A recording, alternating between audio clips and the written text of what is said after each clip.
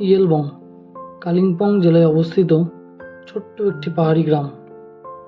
নিউমাল junction থেকে বা বাগড়াকোট থেকে কম বেশি 2.5 থেকে 3 ঘন্টার রাস্তা। ভাড়া গাড়ি করে নিলে খুব সহজেই পৌঁছানো যায়। রাস্তা খারাপ থাকায় ভাড়া গাড়ি করে নেওয়াই শ্রেয়।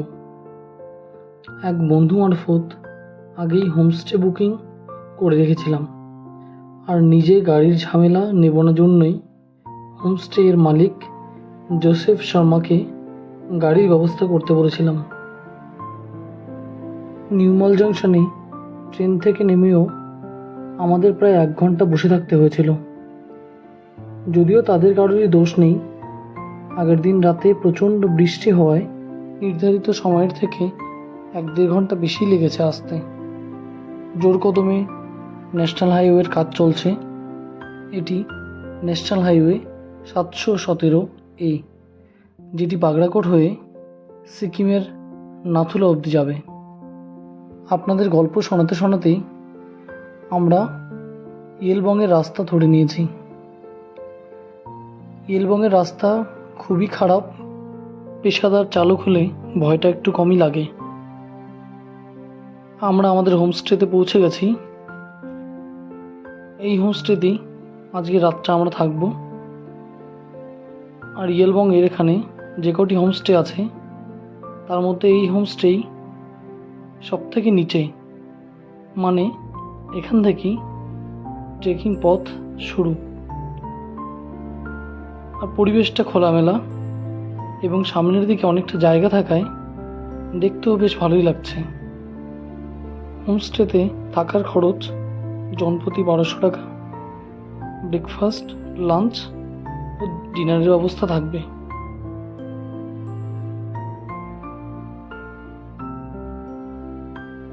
আমরা এসে ফ্রেশ হয়ে নিয়েছি। আমাদের জন্য লাঞ্চের ব্যবস্থা করেছে। শরীরের একটু ক্লান্তি কাটিয়ে সন্ধ্যাবেলা বেরিয়ে পড়লাম ঘুরতে।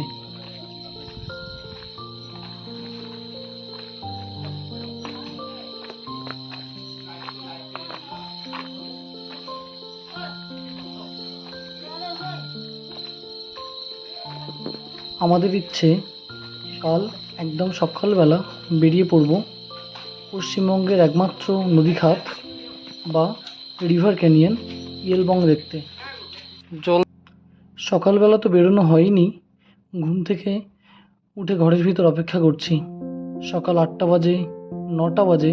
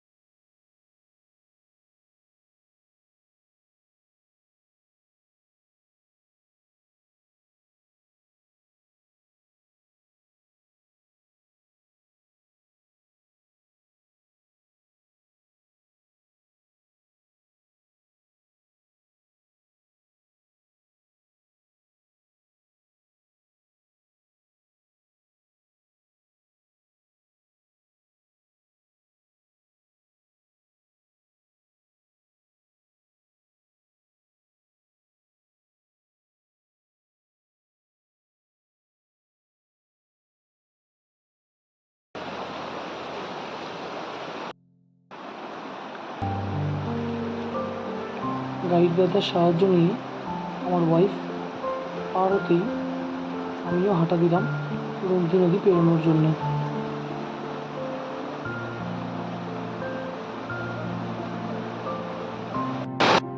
রুমকি নদী পেরিয়ে আমরা চলছি পর্যটকের উদ্দেশ্যে।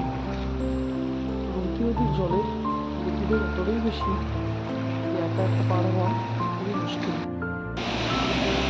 রাস্তায় গাছগুলি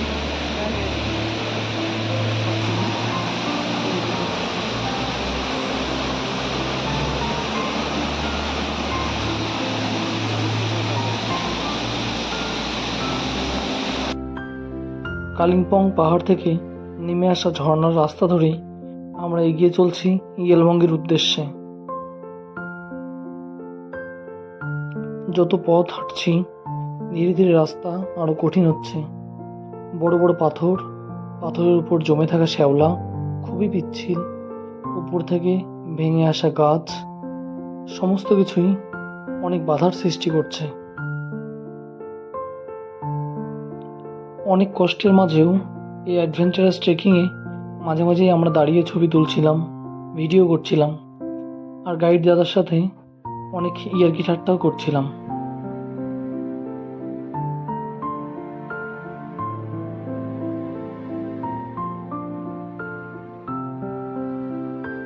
অ্যাডভেঞ্চারাস ট্রেকিং কিংবা হাইকিংয়ের আসল মজাই হলো তুমি যত কষ্ট করবে, যত খাটুনি করবে, ঠিক শেষে গিয়ে ততটাই আনন্দ পাবে। প্রকৃতির কোলে লুকিয়ে থাকা গোপন জায়গাগুলো যখন মোবাইল স্ক্রিনের ছবি বাদ দিয়ে একদম নিজের চোখের সামনে দাঁড়িয়ে উপভোগ করবে, তার থেকে আনন্দ কোথাও পাওয়া যাবে না। এতটাই অদ্ভুত আনন্দ দেয়, অনুভূতি এতটাই অসাধারণ যা বলে বোঝানোর মতো নয়। অবশেষে আমরা ইয়েলবং রিভার ক্যানিয়নে চলে এসেছি। মোবাইল ভিডিওতে হয়তো দেখে বোঝার উপায় নেই, কিন্তু সামনে থেকে আমরা যেমন দেখছিলাম, যত কাছে যাচ্ছিলাম আনন্দ এতটাই হচ্ছিল, আর সামনে থেকে দেখে এতটাই ভালো লাগছিল যে বলে বোঝানোর মতো নয়। এক অপরিসীম আনন্দ শুধুমাত্র চোখের সামনে থেকেই দেখা যায়। যত ক্যানিয়নের সামনে যাচ্ছিলাম তত অবাক হচ্ছিলাম প্রকৃতির এই অপরূপ সৃষ্টি। গাইড দাদার কাছে অনেক গল্প শুনলাম ক্যানিয়নের। চুপচাপ সামনে থেকে দাঁড়িয়ে অনেকক্ষণ তাকালাম, কিছুক্ষণ দাঁড়িয়ে ছবি তুললাম। গাইড দাদাকে সাথে নিয়ে অনেক গল্প, ছবি, অনেক কথা হলো। সামনের দিকে অনেকটা জল। এখন সেপ্টেম্বরের মাঝামাঝি সময়, তাই এখানে গলা অবধি জল।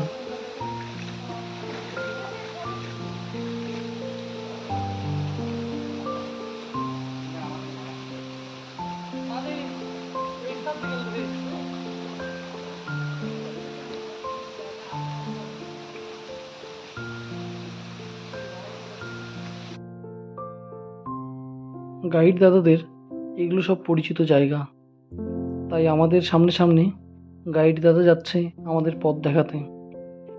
গাইড দাদা বলল ডিসেম্বরের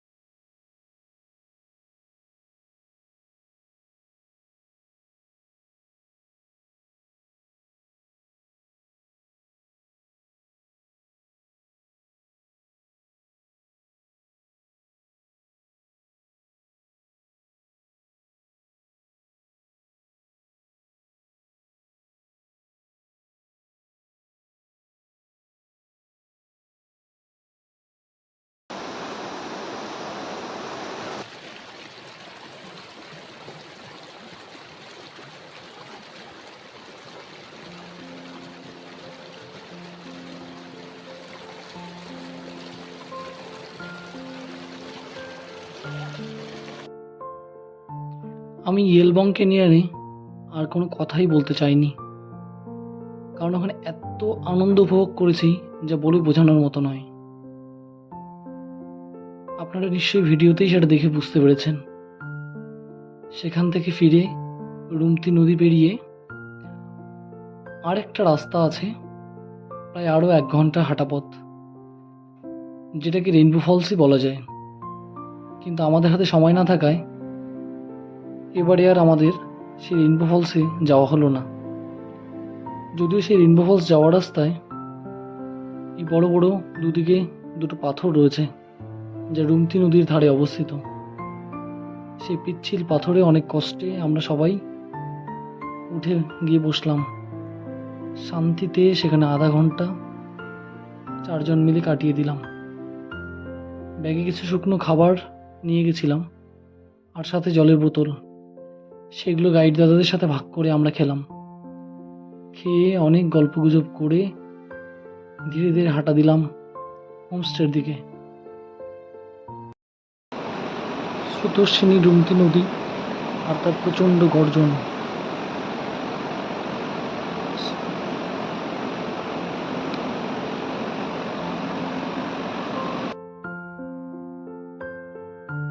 ট্রেকিং থেকে ফিরে হোমস্টেতে ফ্রেশ হয়ে দুপুরের খাবার খেয়ে আমরা বেরিয়ে পড়লাম বাড়ির উদ্দেশ্যে। এখান থেকে আমরা যাব নিউমল জাংশনে।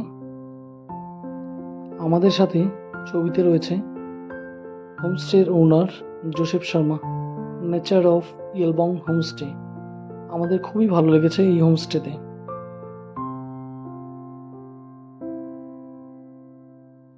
পাহাড়কে যারা ভালোবাসে, সেই ভালোবাসার আর এক নাম পাহাড় বাসা। ট্রেকিং একটা নেশা, পাহাড়কে ভালোবাসা, পাহাড় ঘোরা সেটাও একটা নেশা। বাড়ি যাওয়ার দিন মন খারাপ হয় ঠিকই, কিন্তু বাড়ি ফিরি আরও এক নতুন উদ্যমে, যে আবার কবে পাহাড়ে ফিরে আসব সেই অপেক্ষায় দিন গুনতে থাকি। আমি আশা রাখি এই ভিডিওটা আপনারা যারা দেখছেন, ইয়েলবং রিভার ক্যানিয়নে আসলে কেউই নিরাশ হবেন না। আমি যেই হোমস্টেতে ছিলাম সেই হোমস্টের ঠিকানা এবং যে গাড়িতে করে গিয়েছিলাম সেই গাড়ির নম্বর দুটোই দিয়ে রাখলাম।